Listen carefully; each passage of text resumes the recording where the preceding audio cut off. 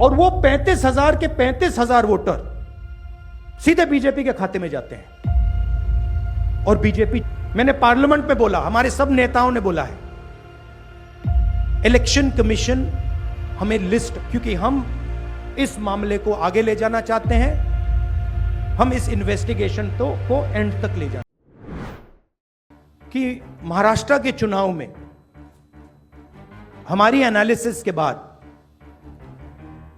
Voter list पे कोई सवाल उठे हैं। मैं आज हिंदुस्तान के युवाओं को यह डेटा दिखाना चाहता हूं।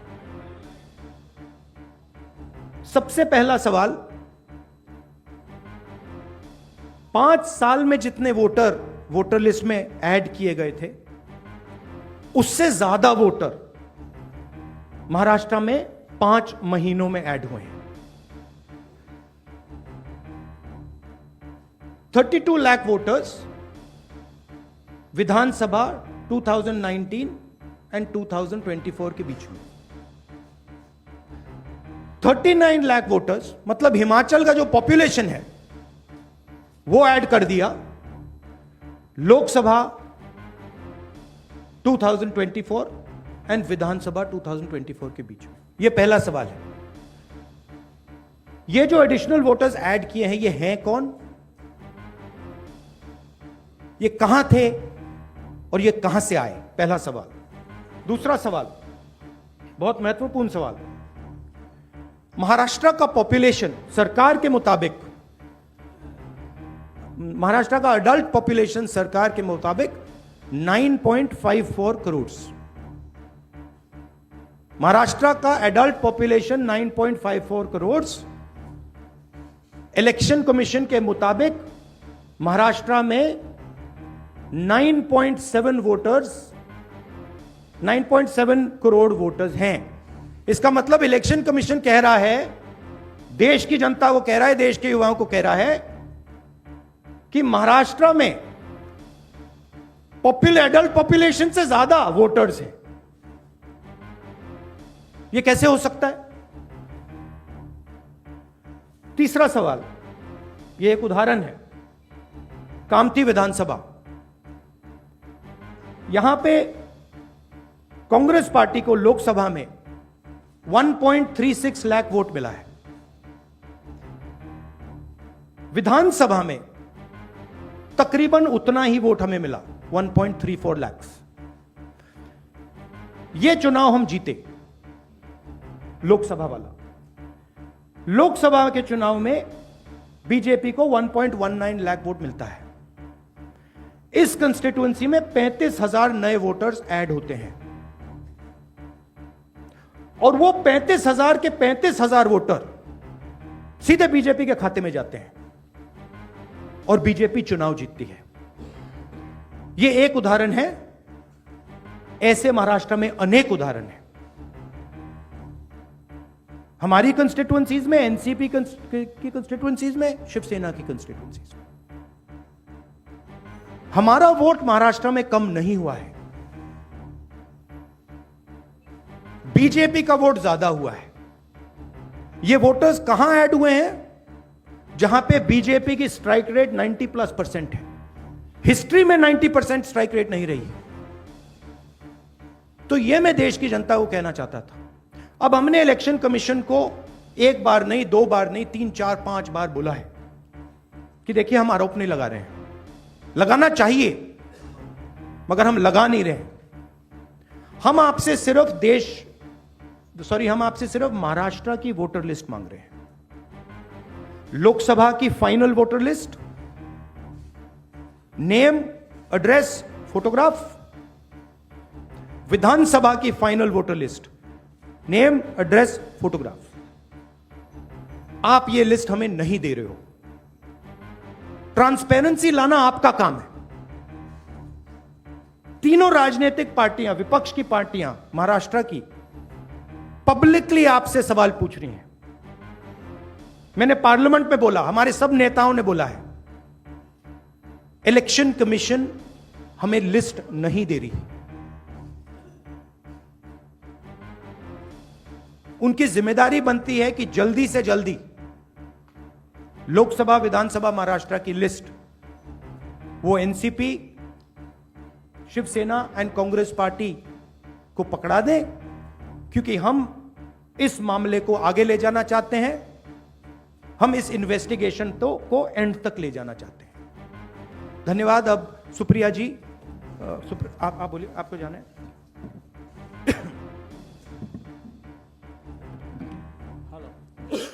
हेलो,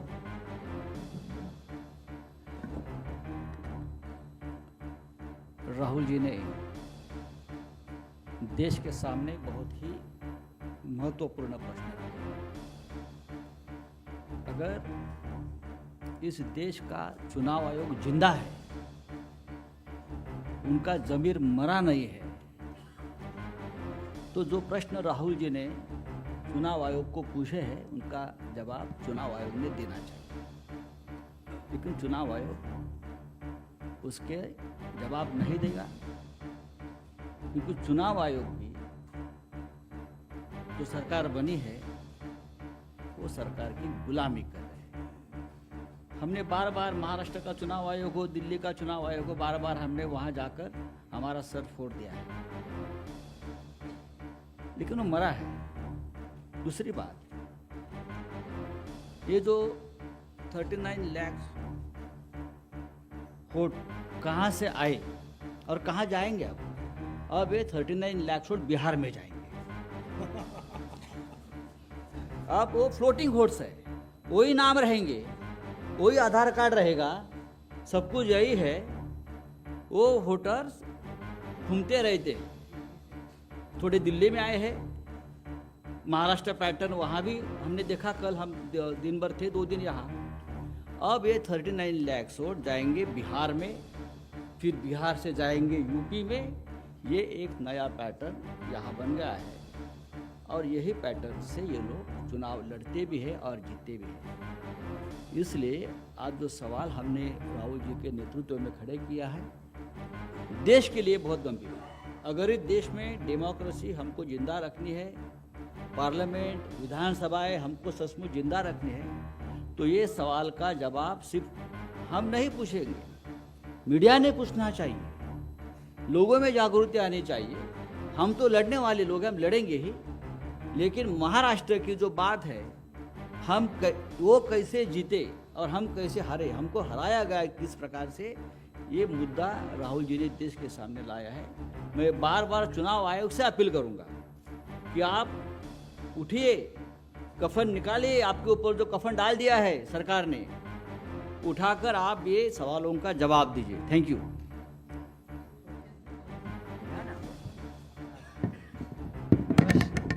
नमस्कार। मैं बड़ी संक्षेप से 2-3 अलग मुद्दे कहना चाहती हूँ। राहुल जी और संजय जी ने कहा, उसके बाद 2 चीज़ें मायने रखती है। एक तो मेरे जो सांसद में धैर्यशील मोहिते जी जो यहाँ आए हुए हैं, वो माड़ा विधान लोकसभा से चुन के आए।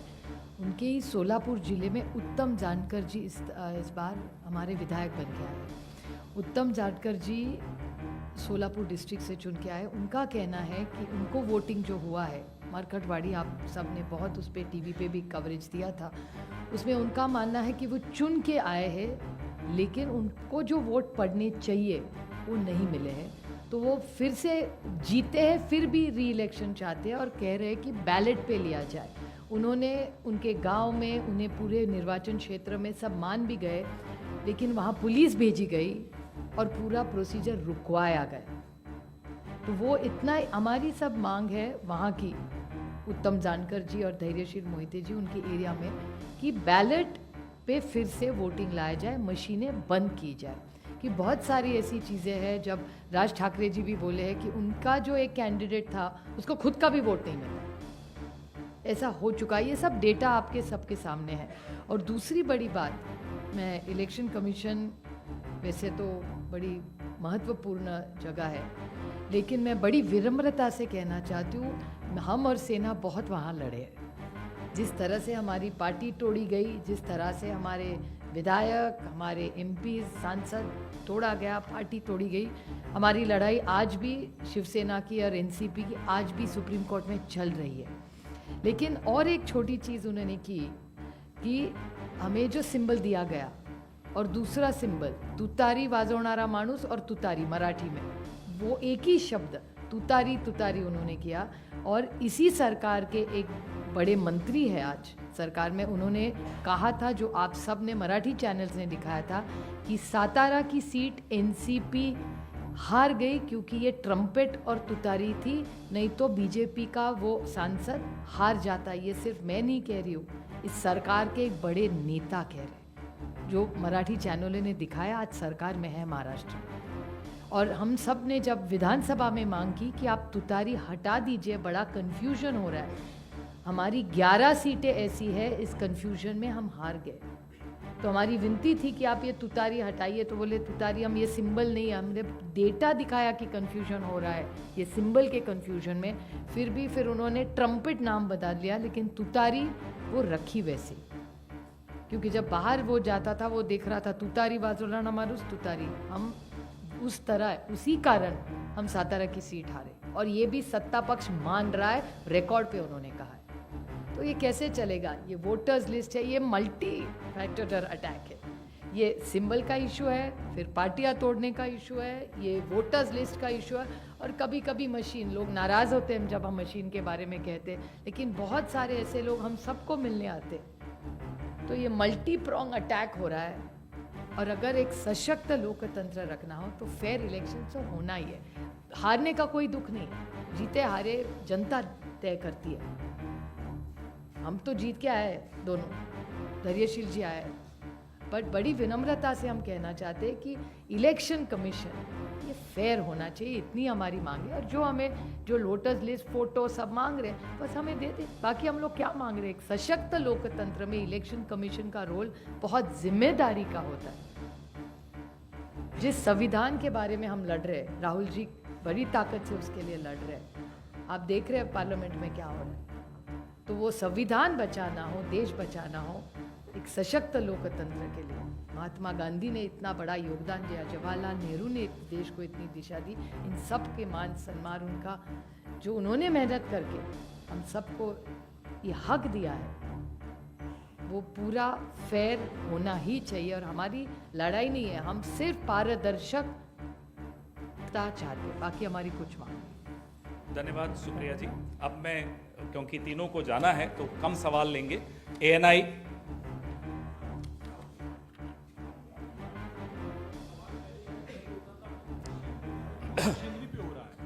अब तो सवाल पूरी मशीनरी पे हो रहा है, इसको आगे लेके कैसे जाएंगे? क्या रास्ता बचता है आप लोगों के पास?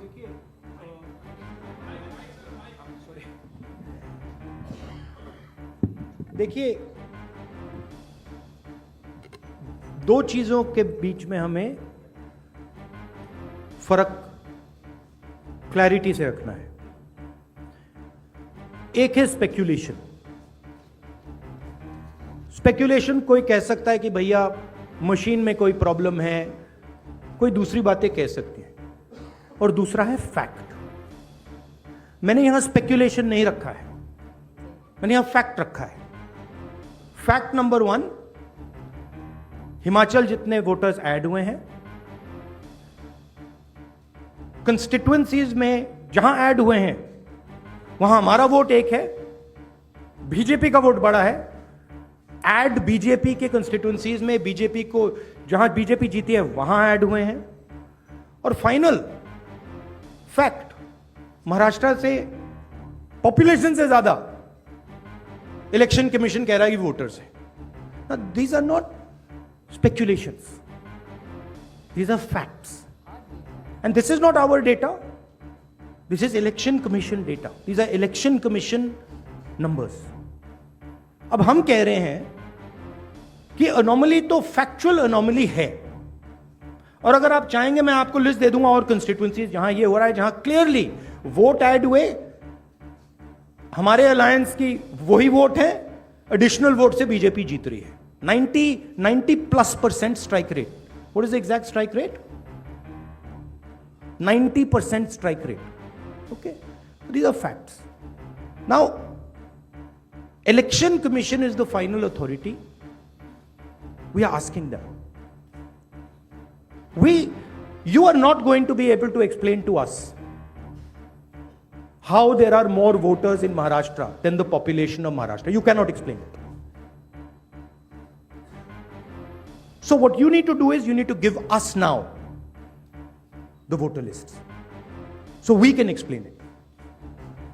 And I'm